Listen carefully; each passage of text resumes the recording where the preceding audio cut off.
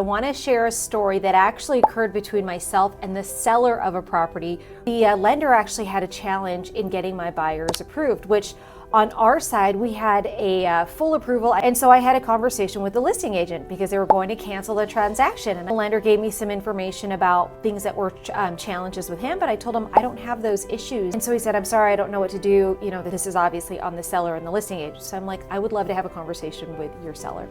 And I get on a phone call with the seller and we start talking, you know, and he mentions that his lender's been in the business with him for 40 years.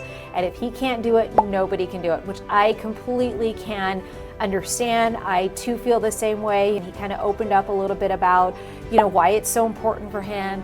He then went in to tell me that he got some information back on a biopsy that he believes that he has cancer and that this home is very important to him because he needs the proceeds from this to potentially go through treatment. And at that moment in time, it made me realize that this is not at all about the house. This is not at all about the preferred lender. This is not at all even about my buyer. What we have is a seller who is potentially at risk of losing his life.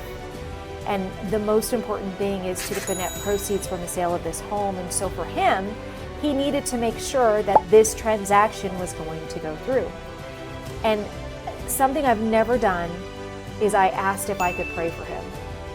And I'll tell you that at that moment, the seller said, Shelley, this is what I'll do for you and your clients. I'll give you one shot to prove it to me that you can get this deal done. I needed full underwritten approval from you within 24 hours by 3 p.m. tomorrow. And if you can get that for me, then I will go ahead and move forward with this buyer.